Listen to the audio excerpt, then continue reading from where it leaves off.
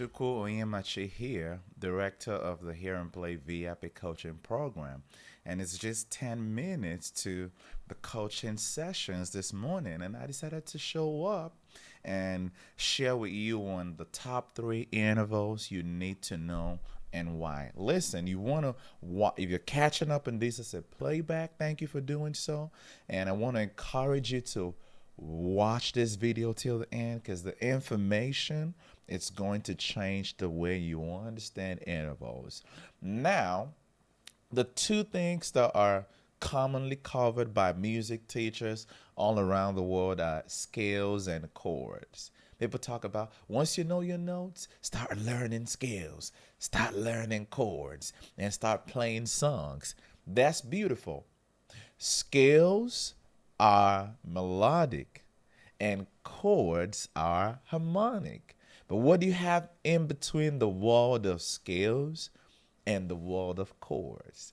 How do you cross over? How do you have a proper knowledge and understanding of scales and chords?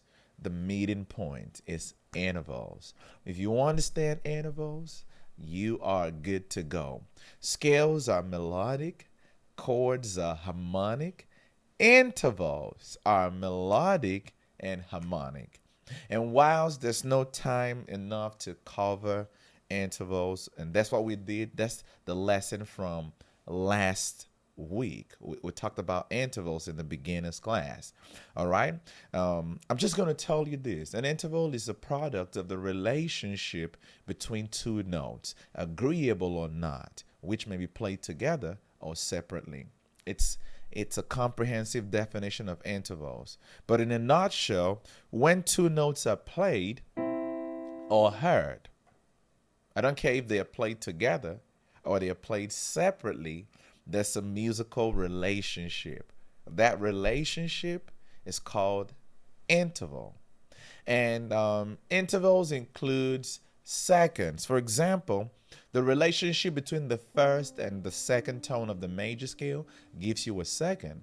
The relationship between the first and the third tone of the major scale gives you a third. The relationship between the first and the fourth tone of the major scale gives you a fourth. This is certainly going to be a fifth, and this is a sixth, and this is a seventh, and this is an eighth or an octave. Now, believe it or not, you don't need all these intervals. You don't need seconds, thirds, fourths, fifths, sixths, sevenths. You don't need all of them. I'm going to show you top three intervals, and I'll tell you why. Okay? So the top three intervals you need are the third, the fifth, the seventh. Top three intervals that you need, because these intervals are designed to function as building blocks in the formation of chords. So we're going with thirds and we're skipping seconds. Okay, we're going with fifths, and that means we're skipping fourths. We're going with sevenths, we're skipping sixths. So this is not an interval, but this is an idea of the priority intervals. Thirds, from C to E, third. From C to G, fifth. C to B, seventh. So type it in the chat. Thirds, fifths, and sevenths. And if you're watching this as a playback, don't hesitate to let me know that you understand. I want to see activity on the chat, okay? Type it in the chat. Thirds, fifths, and sevenths. And I'm going to tell you why you need to omit these other intervals. I'll prove it to you. I'll tell you why. But before we do that, we have different types of thirds. We have the major third, we have the minor third, and we even have the augmented third. Okay? We have the diminished third, but we're going to leave all those. We have the perfect fifth, and we also have the diminished fifth. And if you play C and G sharp together, you're going to have an interval that's called the augmented fifth. We have the major seventh. We have the minor seventh. We have the diminished seventh, and we even have the augmented seventh interval. But my job today is not to cover all these intervals, but to tell you why you need to know just 3 intervals and not all of them. Okay? So you just need thirds, you just need fifths, and you need sevenths. Here's number one reason why. Because these are intervals that are applied directly in the formation of tertiary chords. If you're trying to form a chord, you need a third, you need a fifth, you need a seventh. All C chords will need some type of E, some type of G, some type of B. 3, 5, 7. The third, the fifth, the seventh. That's your business. Combination of the third and fifth, triad. Combination of the third and fifth and seventh chord. It's that easy. So you have a third, you have a fifth, and you have a triad. And if you extend it to a seventh, you have a seventh chord. If you combine these intervals, minor third, perfect fifth, major 7 is a minor major 7 chord. Minor third, perfect fifth, minor 7th. That's the minor 7 chord. Minor third, diminished fifth, minor 7th. Now, one thing is consistent about these chords I'm playing. There's a C, there's some type of E, E flat, there's some type of G, G flat. There's some type of B, B flat. So if you put this together, C major 7, can you see the E, the G, and the B? C dominant 7, some type of E, some type of G, some type of B. C minor 7, some type of E is a minor third, some type of G, some type of B.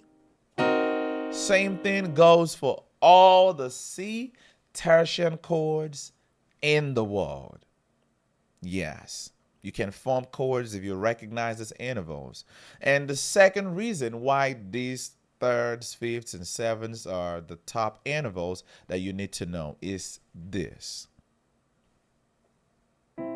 We omitted the second, we omitted the fifth, and we omitted the seventh. Now, if you invert these intervals, you would find the missing intervals. Now, can you type this in the chat? Let me know the intervals that we've omitted or we've excluded. Because right now, we have thirds, we have fifths, and we have sevenths. So tell me the intervals that are omitted. Okay, real fast, I'm just going to say them. We're omitting the second, we're omitting the fourth, we're omitting the sixth. So take a look at this. This is the seventh. If you invert the seventh, it becomes a second. Can you see that? C and B is a seventh. If you invert it, it becomes a second. So the reason why seconds are omitted is because we have sevens. Yes, we have sevens. We don't have to add seconds. And the reason why we have a fifth is because the reason why we're omitting a fourth is because we have a fifth. If you omit the fourth interval, we have it covered with the fifth interval. Now take a look at this. CG, fifth, GC, fourth. That's the omitted interval. C and E is a third. But if you invert the C and E, you end up with a sixth. And that's a sixth. So a careful examination of these chords, I'm just going to show you something. We have third, fifth, and seventh. And that's clearly the omission of a second, a fourth, and a sixth. Now watch this. Watch this. I'd move the C to the top. Now from C to B, that's a second. From C to G, I'm moving downwards. From C to G, fourth. From C to E, sixth. So we are going to prioritize the thirds, fifths, and sevenths. When you invert them, you find the missing intervals, which are the seconds, the fourths, and the sixths. Gentlemen and ladies, Elvis has left the building. I'm going to class for coaching, and I know that one day I'll see you in class. Bye for now. See you tomorrow.